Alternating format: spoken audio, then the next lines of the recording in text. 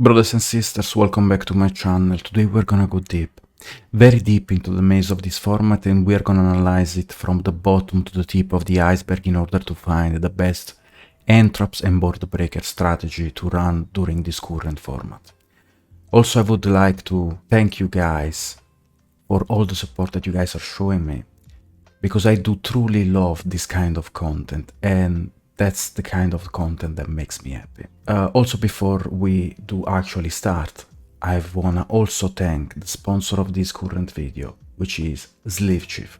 Sleeve Chief is an amazing supplier of Yu-Gi-Oh products and very recently released the Unchained Border sleeves. Also remember to check out the Pack X Sleeve Chief Elite collection with those amazing deck boxes and with this amazing also cloth mat. Thank you Sleeve Chief for all the amazing products that you provide to the community, and remember to use GO5 in order to purchase with a 5% discount all the Sleeve Chief product. Remember guys, GO5, don't miss out this amazing opportunity. Anyways, let's move on actually on entrap tier list. So I made a spreadsheet of how the entraps should be used during this current format and which are the best ones. I'm gonna leave the spreadsheet in the video description. So we have an S tier, an A tier, a B tier, a C tier, and an F tier. Ash is one of the most flexible cards. Ash can be used against Kashtira on Theosis, Pot of Prosperity, and the Field Spell.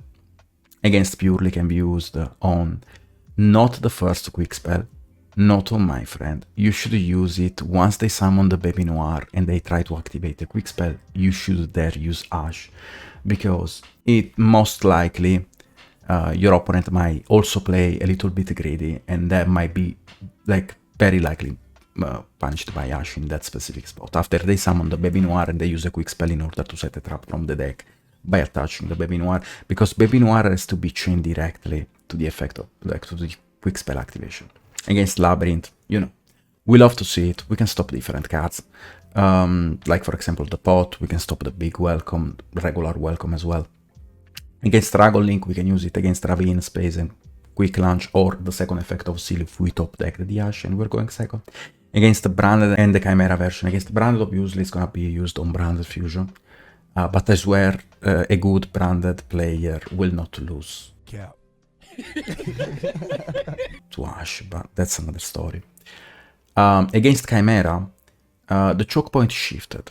You actually, against the Chimera version, you are not supposed to Ash Branded Fusion. You are supposed to let Branded Fusion resolve and Ash the Illusion Knight. Against Mannadium, there are different choke points like Rumart, any field spell, and the biggest choke point would be the Scarecrow Link one.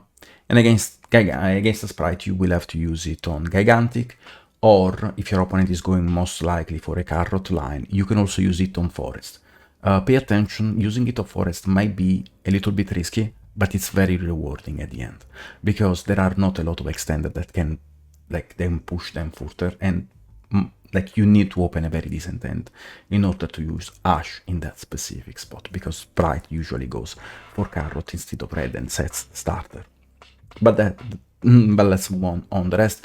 So Ash, in my opinion, even though it's not an amazing card, it has to be played. It has to be played right now for a simple reason, especially if your deck loses to the books.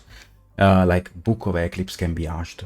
And in my opinion, it's one of the few cards right now, the few entraps that can actually, against some decks, stop an entire turn or slow them down. Mourner is a weird entrap in the sense that can be used during the draw phase, but the issue is still the same every time.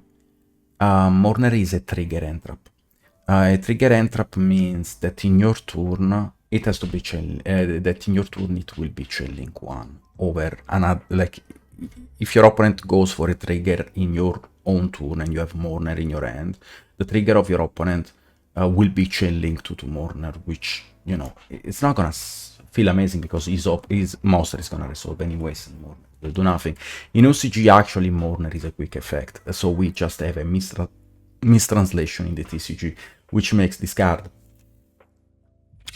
not horrible, but not amazing.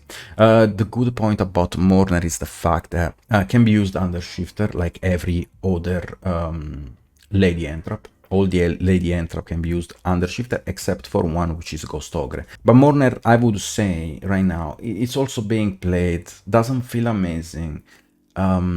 It's good in some combination. I would say it's an A tier. Now, if we analyze Entrap in a vacuum, they are not gonna feel amazing.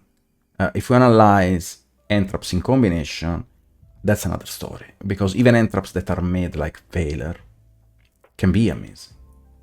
Also, let's go over Ogre. Ogre during this format is not even horrible. Actually, you can use it against Beauty, right? Even though they have happiness to protect, it's still something that you can offer. For the rest, I cannot really see the value of this card. So I would say it's a C tier because there is still a deck that this card can hit. Yes, you can use it against Kashtira, but to be honest with you guys, it doesn't feel good anyways. Bell, there is a misconception about this card. The misconception about this card is the fact that you guys think it eats Labyrinth. It does eat Labyrinth to an extent, because they can play around Bell very easily by using the regular welcome in order to summon Lovely, and then use big welcome. When Lovely is on the field, you will not be allowed to respond to the activation of traps with Monster's Effect, which will turn off basically the Bell. If we go over Bell, there are some issues with this card. You can use it on Birth Reborn against Kashtira. You cannot use it against Purely, there is actually nothing to it. Against Labyrinth, yes, I already explained the reason. Against Dragon Link, doesn't really work out. Against Branded and Chimera, there are some lines that you can possibly stop, but doesn't feel amazing anyways. Yes, you can try to stop the Puppet Lock. You can stop the Albion effect if your opponent doesn't chain block it, but most likely it's gonna be chain blocked. And you can stop the Rebellion effect. That doesn't feel amazing because there is always an outplay for a Bell line. Against Vanadium, does work out. Maybe you can use it against Cross Ship, but that's about it. That doesn't really. Maybe also the spell of Scarecrow, but again, doesn't really do anything. And against the Sprite, it's totally useless.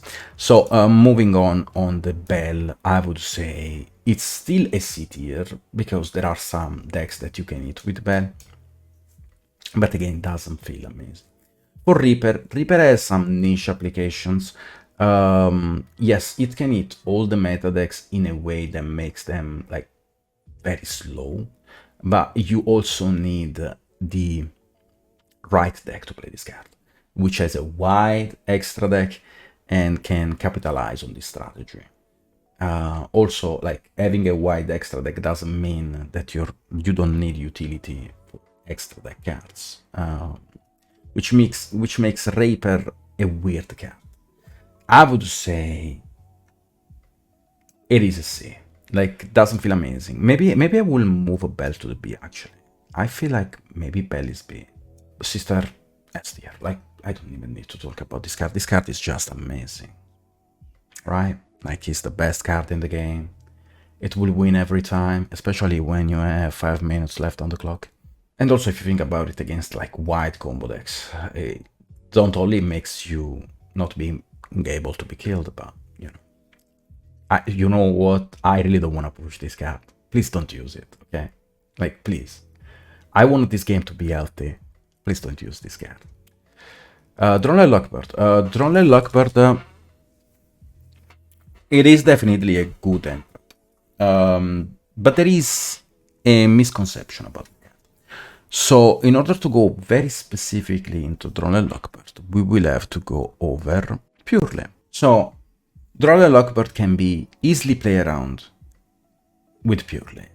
So Droneless Lockbird going second doesn't feel amazing. Droneless Lockbird when you're going first, it's another story.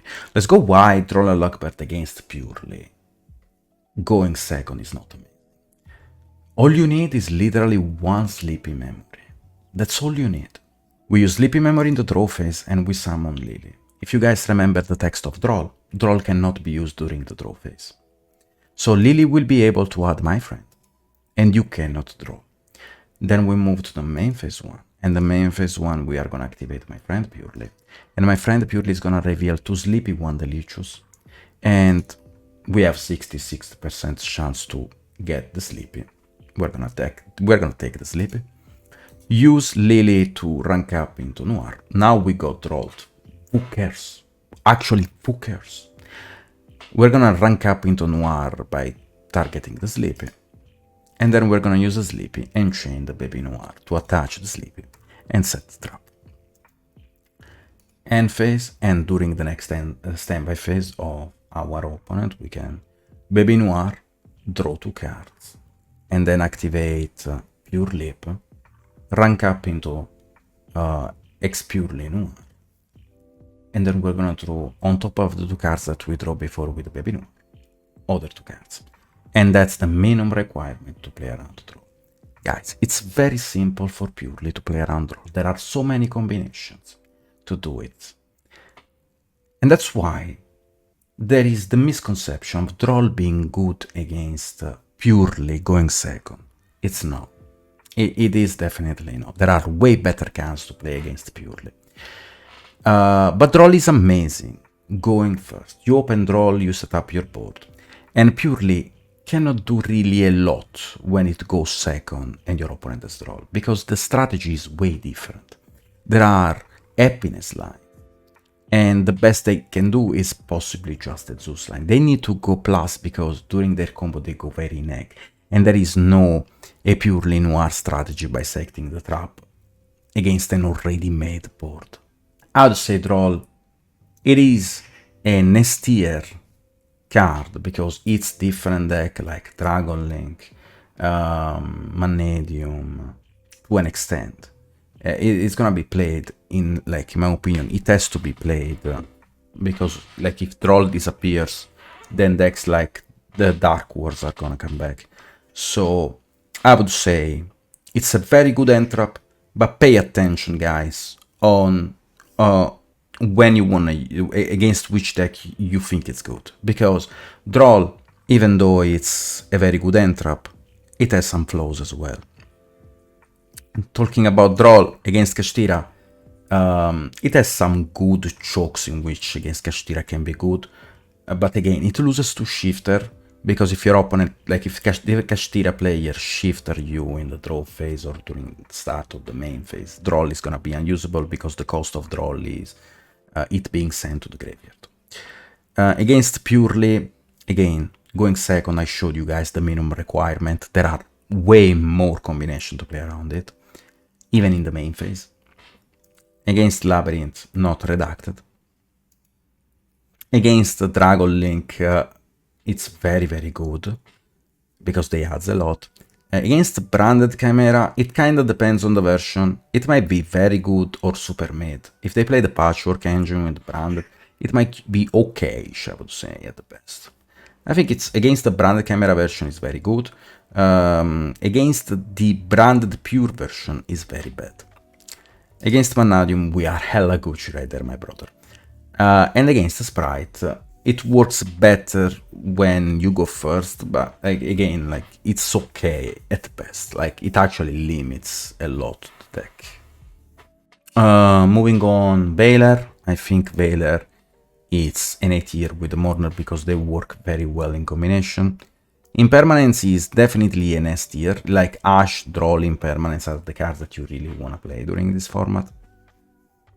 And then if you play a lot of entraps, you might add Veiler and Mourner. Nibiru. Nibiru is... I really dislike Nibiru. Nibiru during this format is very weird. Against Kashtira, it doesn't act like it depends on how they play, right? Like, it depends on the amount of flex pot they draw, depends on the line they want to take. Nibiru might be very good or super bad. Do I like an entrap to be very good or super bad? I don't, to be honest. I want to have an insurance every time I play an entrap, at least, or at least it having a sort of value no matter what. Against Purely, It's literally the War Rose. Shinjeki no Kyojin intro, Pedula. Rambling, rambling, it's coming, rambling, rambling, make way. Against Labyrinth, the Wall Maria.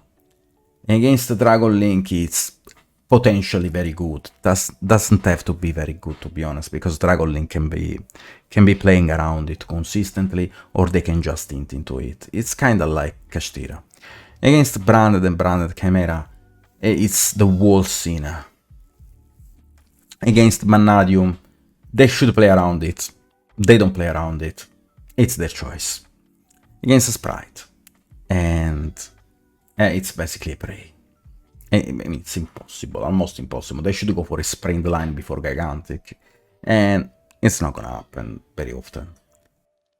So, I'll be real with you guys. I'll put Nibiru in B, because it has at least 2 decks that can hit, but I don't feel like very good for this card right now. Gnome Material, not the format for this card. Chaos Hunter, not the format for this card. Shifter is obviously an S tier.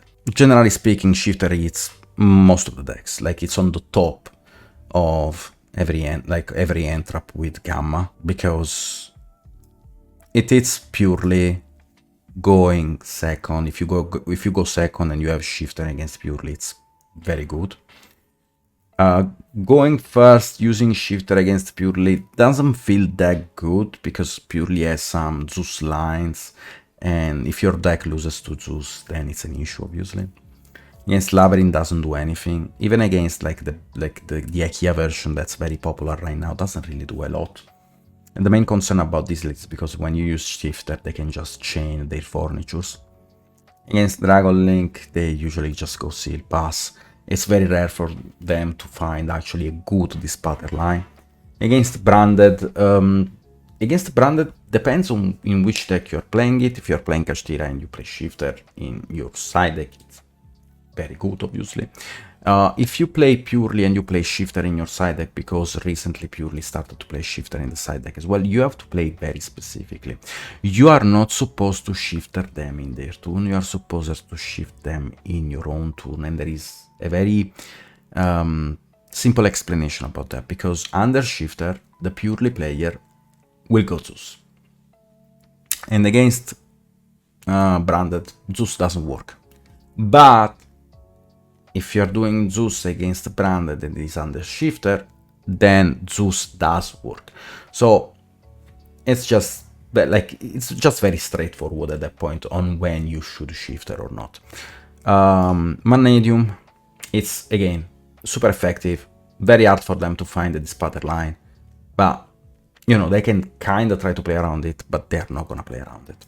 Against Sprite, it stops the sprint lines, but that's about it. It's not amazing, doesn't feel very good. Lancia right now is weird, right? Like, we can use it against Dragon Link, we can use it against Cash, but I would say it's a B. I actually do not dislike Lancia right now, actually. I don't dislike it. DD Crow, I actually analyzed it, and it's only good against Purely. There is literally no other deck that you would use DD Crow against. Why is it good against Purely? Because they use Pure Lily, they target a spell in the graveyard in order to rank up, you hit it with DD Crow, and the effect fizzles. So C tier, just hits one deck. Schoolmeister, not the format for this card. Sauravis, I actually do love this card. In Purely, actually, right now. Because you can play around the Mourner, Paler, Impermanence, going second against Cash, you can use it against Fair, you can use it against Arise, you can use it against Book of Moon, you can use it against Forbidden Lands. Someone would compare this card to Crossout. My main concern about playing Crossout is very simple. During the standby phase, if they have Book of Moon, okay, or you have a 4 material Xyz and they have Book of Eclipse, they have to let you draw. But if you draw a Sauravis, you can play around Book of Moon, when in the case you draw a Crossout, it's very bad. We're talking boss side, I wouldn't even think about maining a card like Crossout, to be honest. It's like very specific, and also you have to run so many targets for it. I don't like it. So I would consider this card I mean, it's very specific. It doesn't have really a placement because I do not consider this card really an entrap, even though it has the text of an entrap.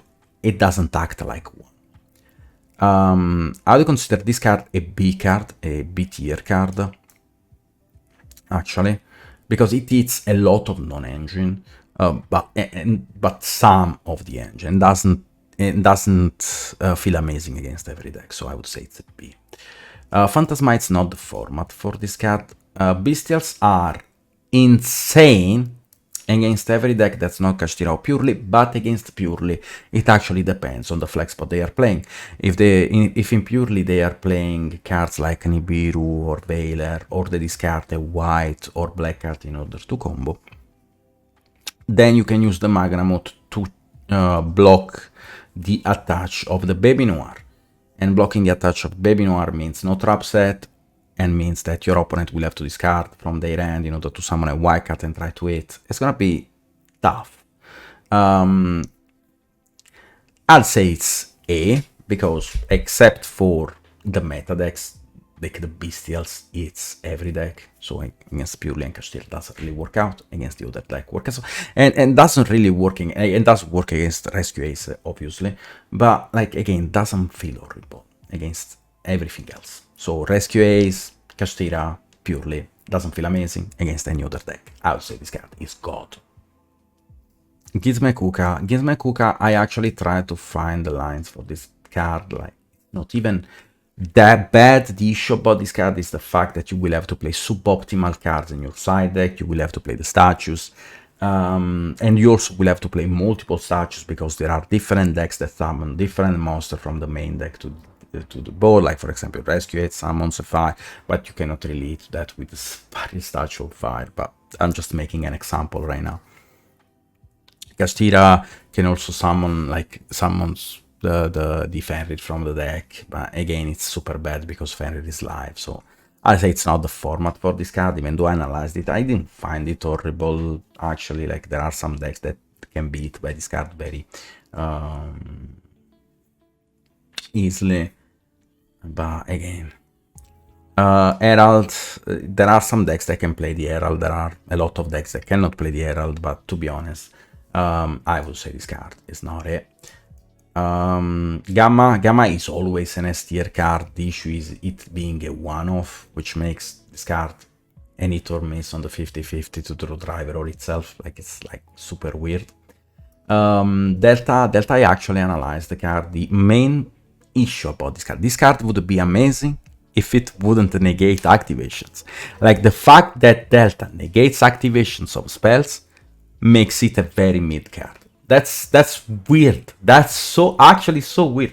The more I was going into the spreadsheet, the more I was analyzing this card, because I was like, maybe I can play 1 Gamma 2 Delta in the main deck with driver, and that would be fine, right? The issue about Delta, it would be actually amazing if it would not negate the activations. That's so sad for me, which makes this card like possibly a C.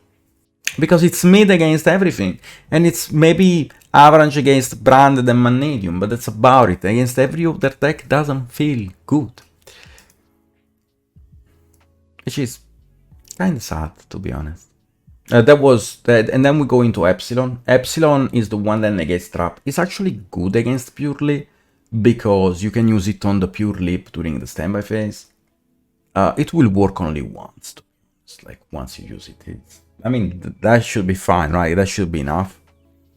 I think it's like, should be enough, right? Like, stop the trap during the standby phase. That doesn't feel bad. Actually doesn't feel bad. I like it. Against, like, it's only good against one, right? Like, I would give him, like, top C. It's only good against Purely. Maybe there are some applications against Labyrinth, but again, there are so many ways to play it. Like Labyrinth, I don't think it actually suffers this card, because like the way they play it, like, they go welcome into Lovely, and you have to stop the welcome with this card, and they still, and depending if they like, and depends also if they went for a Lovely Rip going first, because if they went for a Lovely Rip, then we are down bad, because we cannot respond with any trap with monsters effect, so if they have Lovely on the board, so this card is dead. And then we got Sneaky. Sneaky is not the format for this card, but to be honest, I can see a very big potential from this card in the future. Like, actually a very super big potential.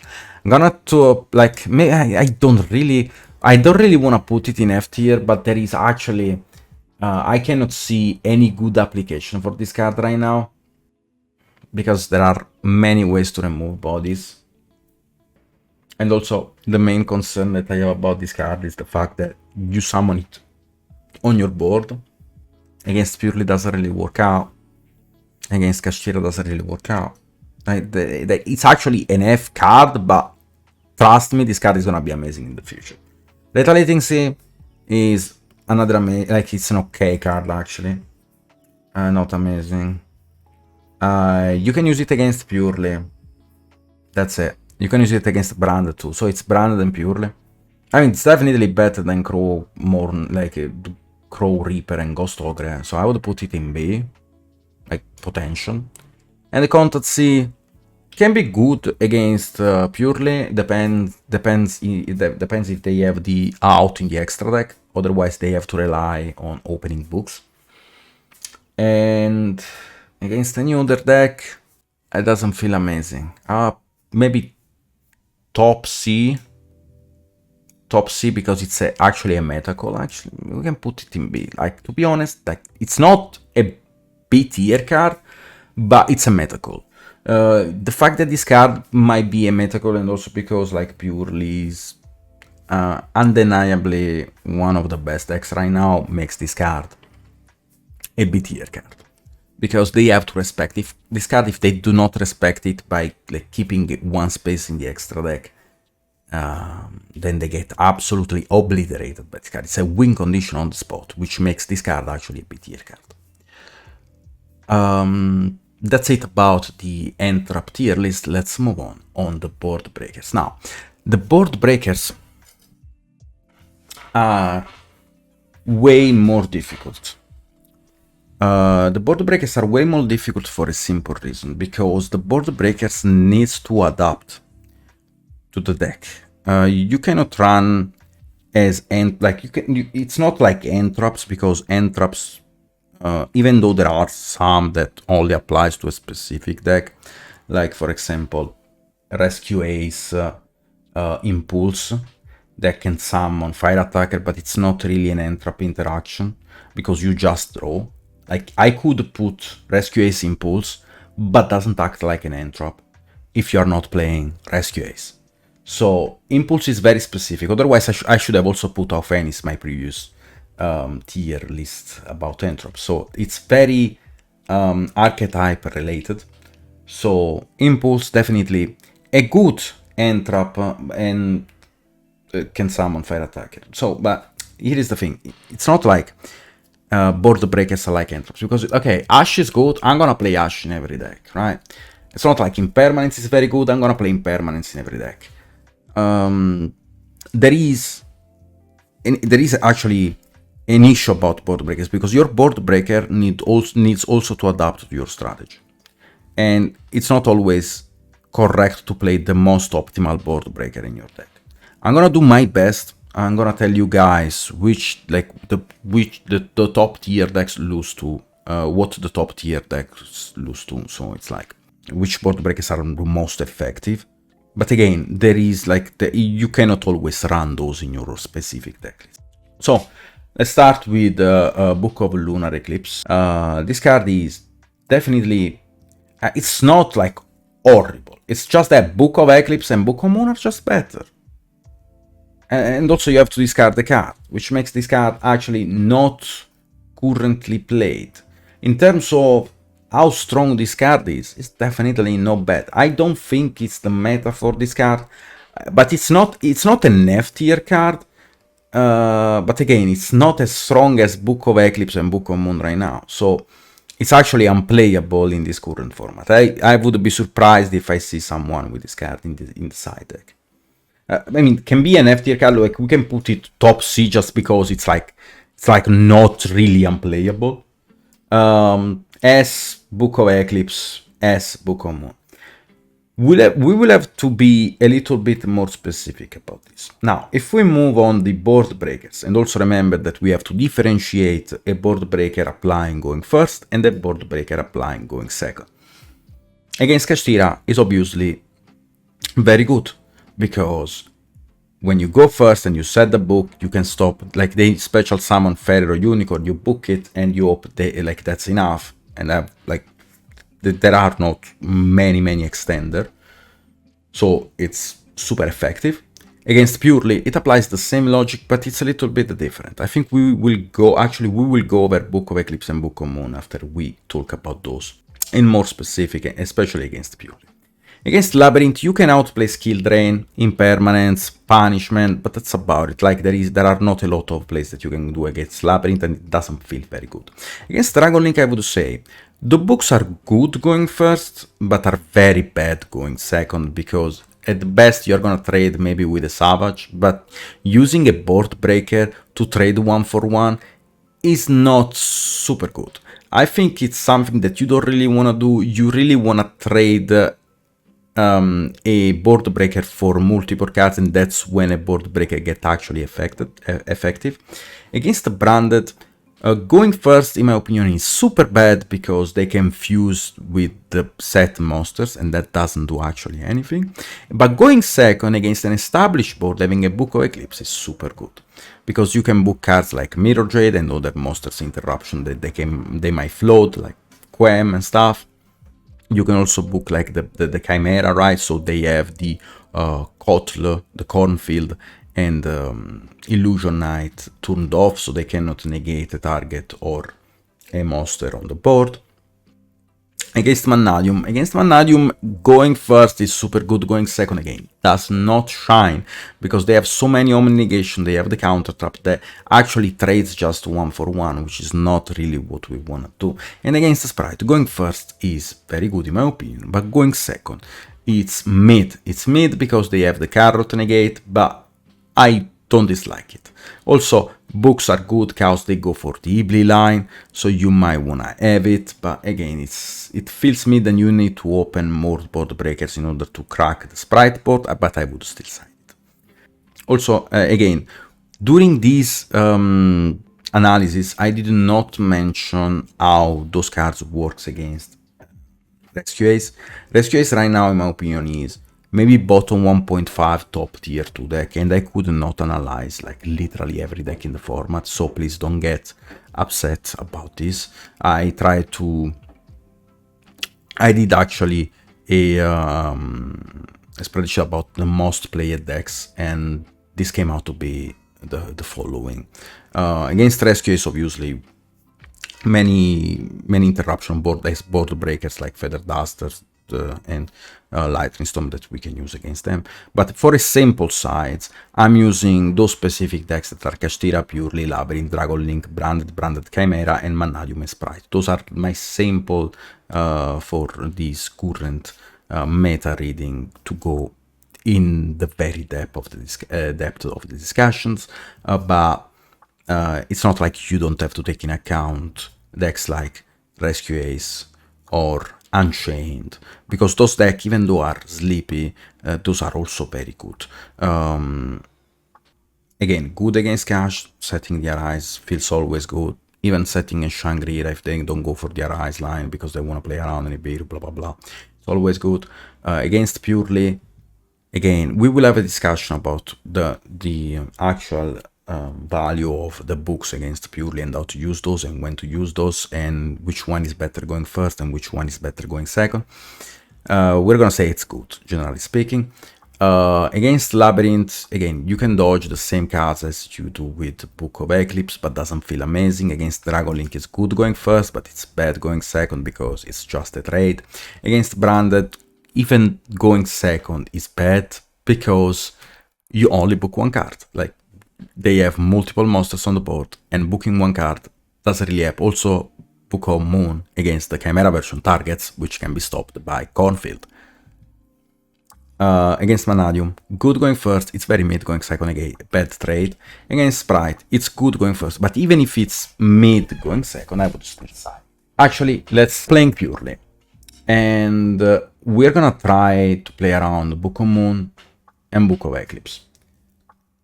First of all, let's talk about Book of Moon, going second against Purely.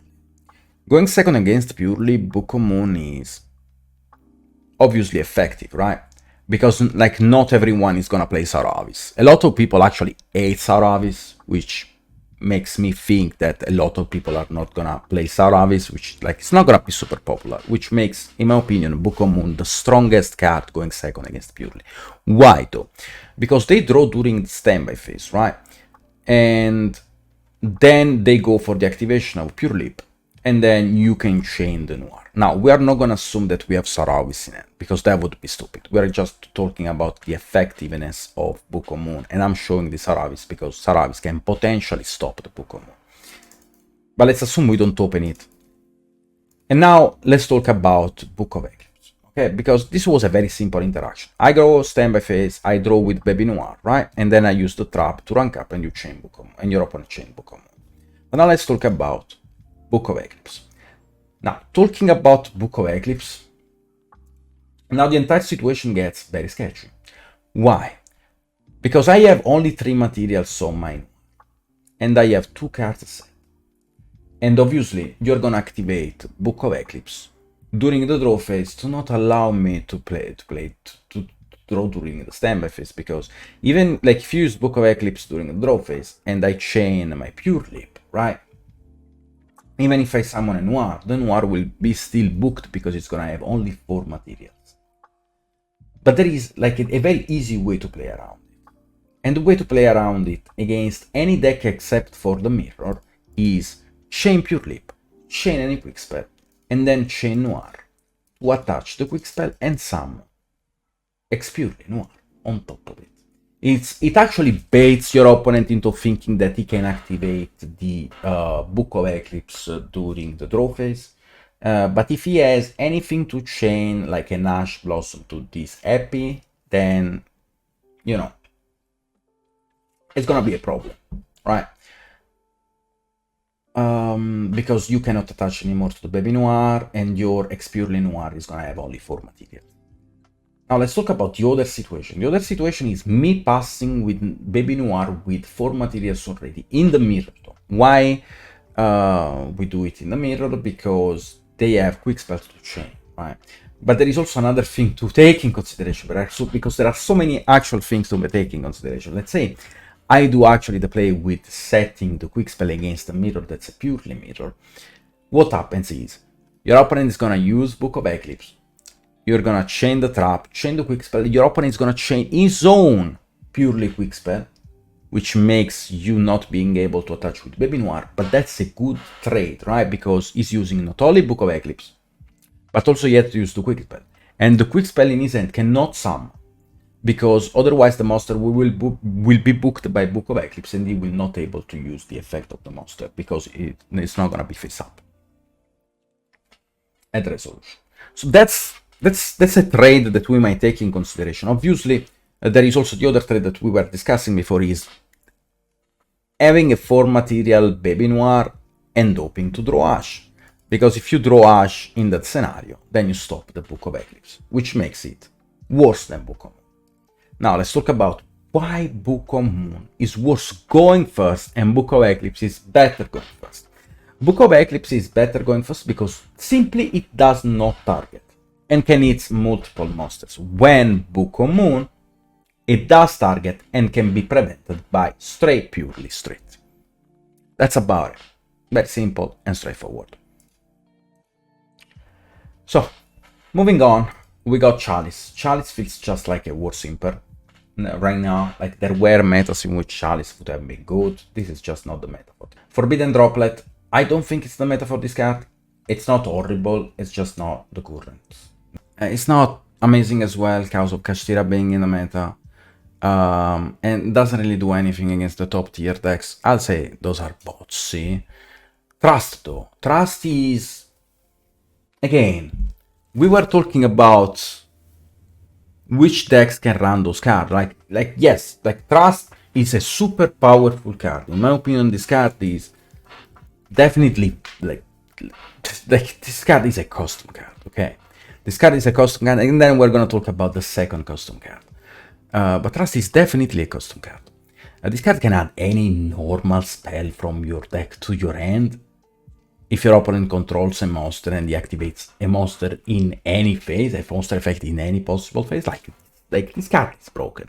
And also, like, it allows you to play different out to different boards, which is kind of amazing. Like, you can play something like Herald of the Abyss against Purely, but if you do that, and then we're gonna go also over it, you have to OTK. Anyways, Trust S tier. Talent, this card is wrong. Like, this card should not exist. This card has literally 3 banned cards effect in its, like, this card is like just a nightmare. This card creates a circulation in the format, every format. Only the existence of this card ruins an entire format. Why?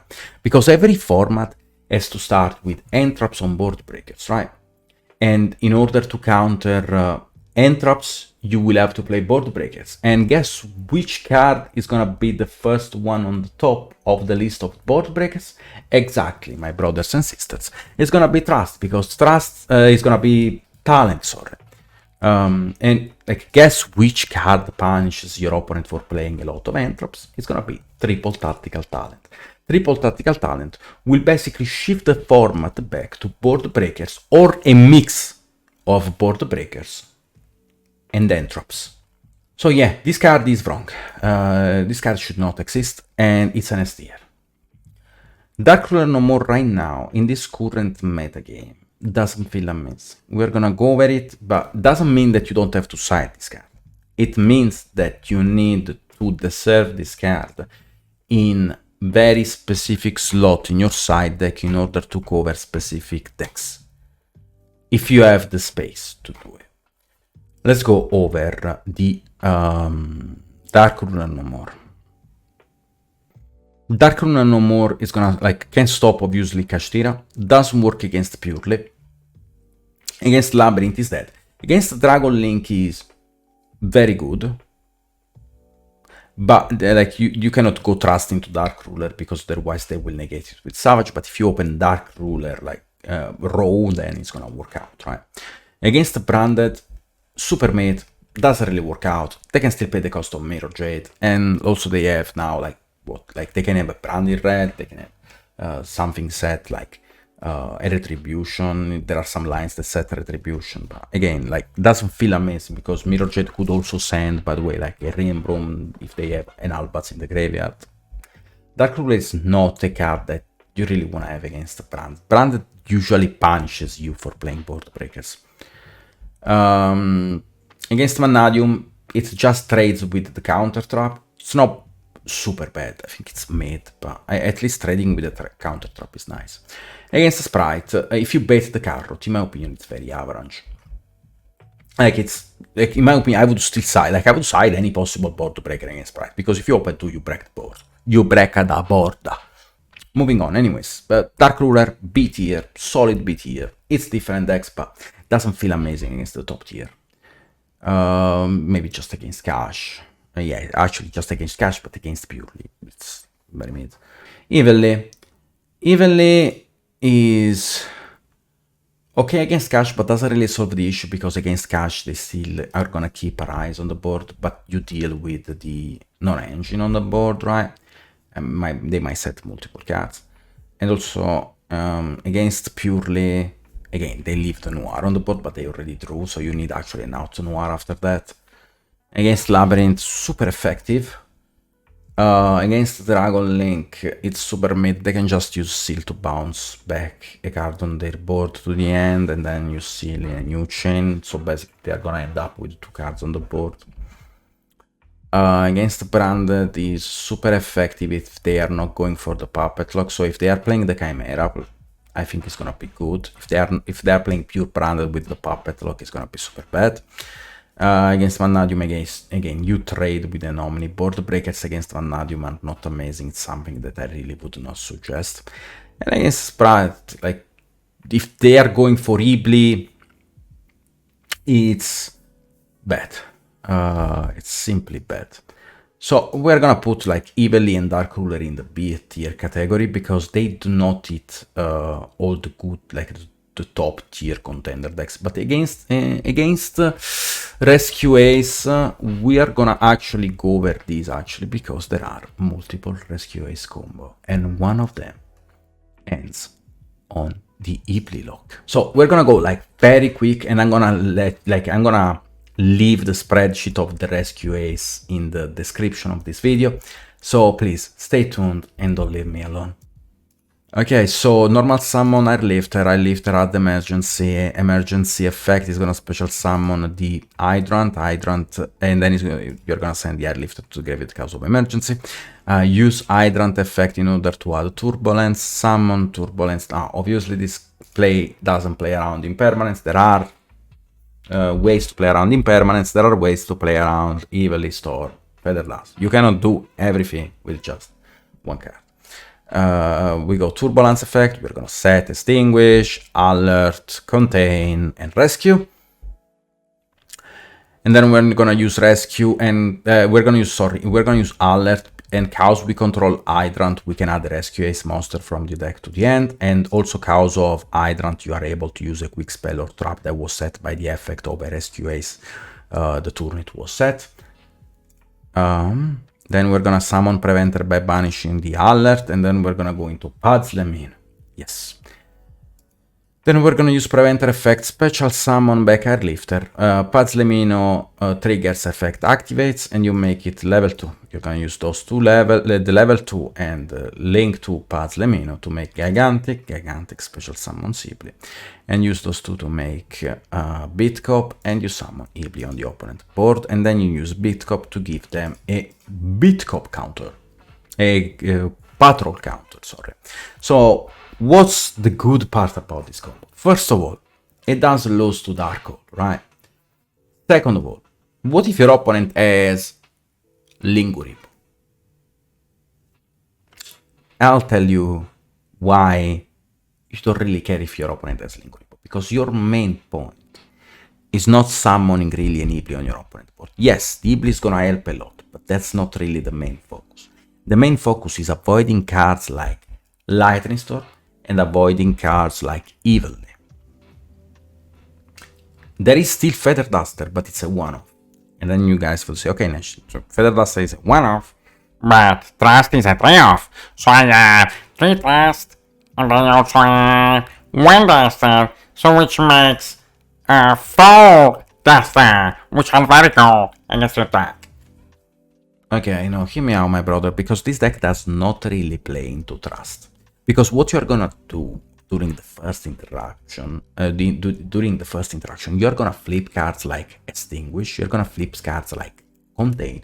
You are not gonna use the Rescue yet. The Rescue is gonna be probably the last card that you wanna use in order to summon a Preventer from your graveyard, and then you're gonna book at the very end after you use like all the traps that you have. So you don't play into Trust, into Feather Duster, and that's basically what you are supposed to do. And that's basically how this is being played. So it's actually only Feather Duster. So, and also like the traps help you to actually Evilly lock them even better, because you can use cards like Contain, and the monster effect cannot attack and their effect are negated, and if you control Hydrant, the monster cannot be used as material for a fusion, synchro, exceed, or link summon this turn. So if you use Contain on the monster is basically not being able to be used to link it away for Evilly. And if they summon another monster in a possible world in which they might be able to summon another monster, you can just extinguish it, which makes tribute summon in this spot the only option. But if they tribute summon for a monster, I'm fine with that, because there are not a lot of tribute summon monsters that actually do something. Maybe right now it's gonna be only Performant and Bestials, but Bestials, like maybe the best one, maybe Druis or Saronir. That's not a lot. And there are also other ways to combo. Again, the end bot that we are gonna see, I'm gonna leave again the spreadsheet in the description. We have some terahertz lines, that actually goes for different routes. There are the one with the G-Golem, there are the one without the G-Golem, as you can see, using G-Golem extra deck, using Link Decoder extra deck, and using little resources. There are the Regulus line, there are the Modragon lines, there are the Itso lines that allow you to draw one card in your turn and one card in the opponent turn, and there are Ibli lines. So, it's super amazing, and we have to prepare for it, obviously, but that's another story. Again, I do think the deck is not as good as in the OCG, but it's not horrible. Moving on. Feather Duster. Feather Duster is an A tier card. It feels good against many decks going second. Actually, like it's an A tier because it doesn't really solve an issue, but it deals with the possible back row strategy or the non-engine of Kashtira as well. Against Kashtira, I would still side Feather Duster if I'm siding Trust, because it's actually a very good and valuable option, because you can, like, if you already have an out to Arise, you can just pop the back rows, right? Like, it's so good right now. Like, Lightning Storm feels worse, actually. Feels worse in the sense that, again, there are multiple ways to play around Lightning Storm because of the Ibli Loki Rescue Ace as well. Against Labyrinth, right now Labyrinth is being played with the Fortitude, so they don't play the Evening Sky Prison. But the fact that you need to not control any face-up card on the board to use this card makes me wonder how good this card actually is. We're gonna put it in A, but doesn't feel like an A. It's maybe bottom A, but it doesn't feel good. Raigeki, B, maybe C. Actually, like C with Dark Hole. Like those can only be played in a very going second strategy, like the Sprite going second strategy, because they need to clear bodies on the board going second. We saw some Sprite going second strategy play those cards, like the Income Farm.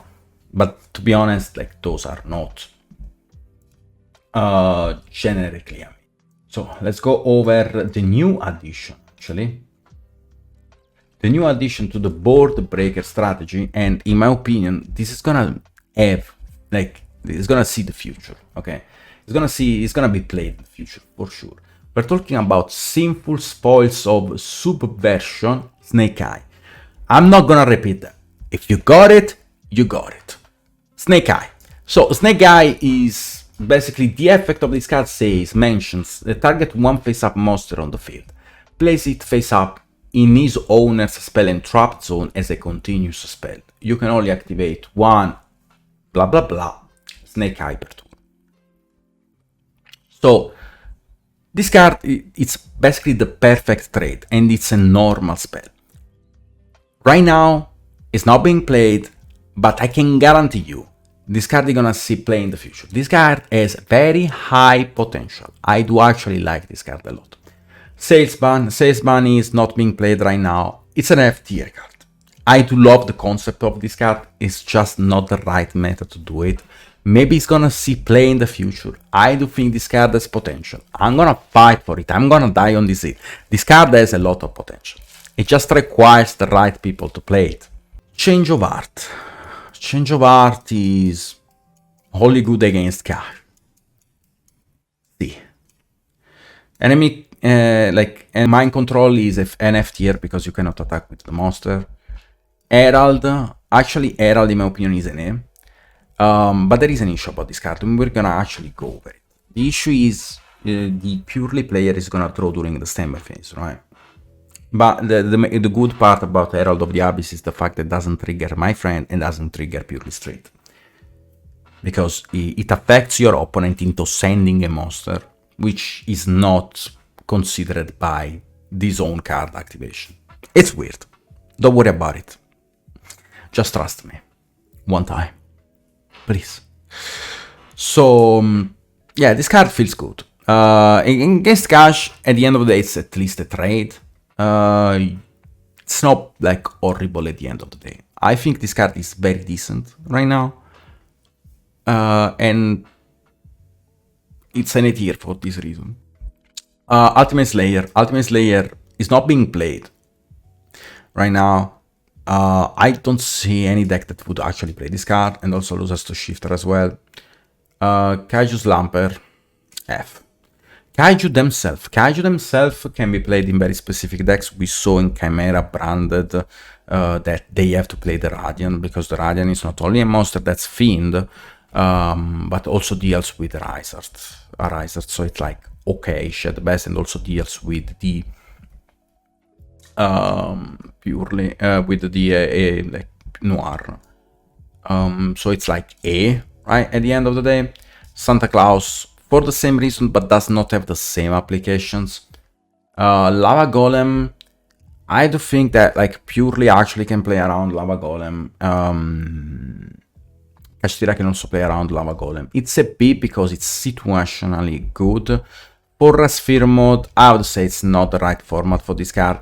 Even though it's a very strong card, right now decks do not commit so much in order to make like Sphere mode very good, except for decks like Manalium, but that's about it. Like, come on, bro.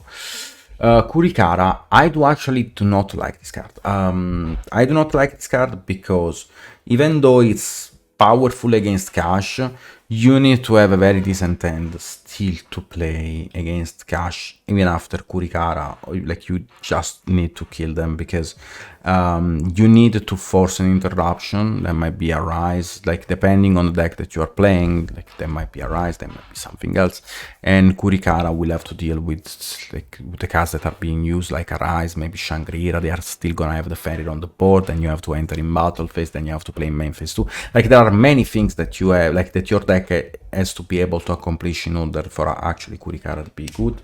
I don't dislike it. I think it's a solid B, but again, like, you requires engine in order to make Kurikara good. Like, you have to bait the Arise in a way, and your deck has actually to have good baits. Like, even opening Prosperity is fine, but doesn't feel amazing. Maybe a small word into Kurikara, that's probably better than Kurikara itself, to be honest with you guys. Cosmic, in terms of board breaker, we mostly analyze the board breakers that are good going second. Cosmic, on the other side, it's very good going first. I actually wanted to add this card because I feel like might be good. I did not add cards like Twin Twister because they didn't see very competitive play, except maybe we saw it in MST Unchained, but like, are we gonna actually go about it? Cosmic Cyclone is an A card when you go first. Like, it's actually an Ace card when you go first, because it's good against Labyrinth, it's good against Purely, it's good against Cash, it's good against, it's okay, it's at least a mid against Dragon Link. I like this card going first. Denko Seka is F. I mean, that Ace actually like doesn't do a lot, doesn't do enough, and also Purely plays during the standby phase, so it's like nothing. Enemy Controller is only good in Cash, maybe in some versions of Sprite, and doesn't feel amazing again. I would say it's a C tier card. Like, being able to steal during the main phase doesn't feel so good. Fenrir as a board breaker can be played in Cash. I do think this card is an amazing card, but again, like, if you talk about Fenrir in a vacuum against the specific meta decks, it's not like super good, because like, if we talk in a vacuum, Pancratops is gonna end up to be better. I do just think this card is an amazing card in terms of pushes, so I'm gonna put it in A, but like, I should go very deep into this card in order to explain why this card is an A, because in a vacuum it doesn't look like an A. But, you know, by playing Cash or against Cash, you would understand why this card is so broken. And people thinking that this card does not deserve the ban, they are crazy to me. Because if you think about it, if your opponent is playing Cash Tyranny commits Unicorn, and I'm playing like something to stop the Unicorn, I'm not even gonna stop the Unicorn. Like, let's say I have Borderland on the board, for example. I don't really care about Unicorn resolving. I care about something else. Like, even if I have a Seal, I don't really care about Unicorn resolving, right? Seal, Savage, and stuff like that. I care about the Fenrir. Fenrir is the real deal. Fenrir is the threat. Fenrir, when you're playing a Labyrinth and you have a barrier set because you main deck that, all you have to do is just stop a Fenrir. Fenrir is just an amazing card. In terms of how broken it is card, like just think about how does it forces interruptions very early. That's why I do like Fenrir a lot. Pancratops, in the other sense, it is a very flexible and good card. Usually you would side Pancratops if you are missing a card in your side pattern that needs to cover back rows and combo decks. I like the trade of Pancratops, even though, again, doesn't feel amazing against a lot of decks. I do like actually the trade of this card. I think like it's the perfect side pattern. Like, again, it does not feel amazing if you think about it in a vacuum, but when you actually apply the logic of why Pancratops is being sided, why Fenrir is being played in the main decks, because Fenrir is only a main deck card, it's not a side deck card, then like we have to unlock a different level of approach to the board break. Fenrir like can only be main decked, probably should not be in this tier list, because like it's more about an engine card that forces early interruptions, when Pancratops is actually being sided against like back row decks or like mid-range decks. It actually like it's okay. I would say maybe we, instead of A, we can put it top B. Like forces multiple things. Fenrir, in my opinion, is just like an engine card. Well, maybe should not be in this tier list actually. Like Pancratops can be top B. I think Pancratops is a very good card. I like it a lot. For alpha is too slow. It doesn't really bait a lot. It's mostly a 1-for-1 trade, when Pancratops can be a 2-for-1 trade, but you have to waste the battlefields, which makes it kinda weird. Super Poly can deal against a lot of boss. Now, in a vacuum, we would think that Super Poly is actually good, but then when you actually go into the specific of it, against Kashtira, if you go first, you can only use it against Shangri-La Risart or Fenrir plus Scarecrow, and going second, like, it's gonna feel super mid. Because going second, like the actual board that you can super poly, it's nothing. Like it's actually not super polyable board, but going first, you can super poly Shangri-La Rise or Fenrir Scarecrow, which usually they go Fenrir Scarecrow for the OTK line. But again, still doesn't feel very good. Against Purely, it's useless. Against Labyrinth, it's kinda mid, because yes, you can use it, but you have to go a 2-for-2 trade, and also if your opponent went for a lovely discard line, it's gonna be super bad. Against Dragon Link, obviously super good. Against Chimera is super good. Against Mannadium is super good if you summon the Equest, and against the Sprite is good going first, going second, easily. Against Rescue Ace might actually be good, because you can summon a Mood Dragon. And against Unchained, the board is not super polyable, because they end on the Wave King Caesar and Unchained Soul of Rage. So it's like those are both Fiend, but one is Dark and the other one is Water, which there is no super poly target for that. Or even if there is a super poly target with two Fiends, I don't think there is though. If I remember correctly, it would not be played, because it's very highly specific. Super poly feels very mid, right? Like it only works against so and so, like very middly against Labyrinth, Dragon Link, and it works super effective against. It's super effective against the Rescue Ace strategy and against Mannadium. So it's like 4 decks. Like it's like 4 decks, and you have to ignore like literally the top tier 1 decks, which makes this card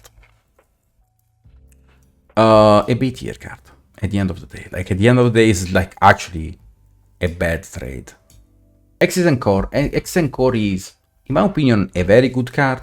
Like you can side it against Kashtira in order to hit the Risart, because if you detach the material of a Risart, the materials are banished, and then you do not like the opponent does not reborn the material because are banished, because you detach before, and then you put the monster back into the extra deck, and then you summon from the graveyard the materials on your opponent's board, but there are no materials in the graveyard if you use it on a Risat.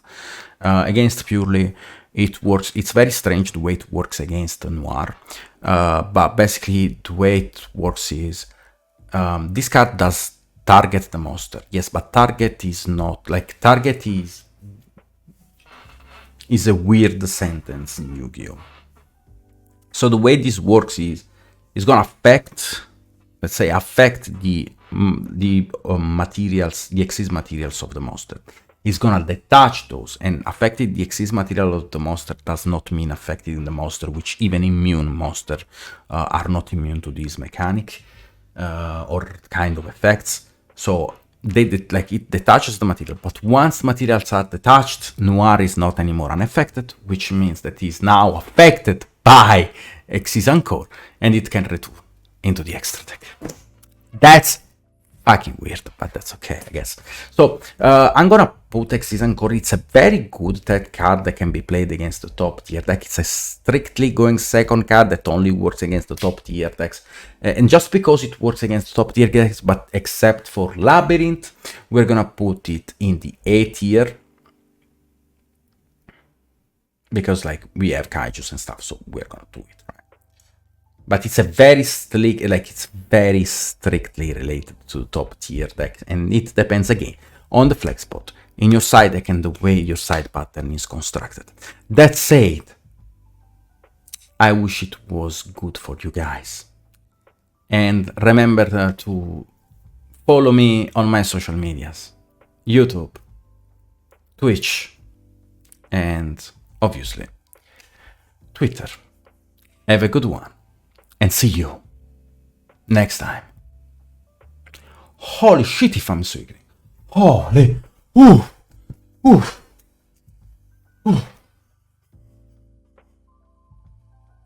That does it.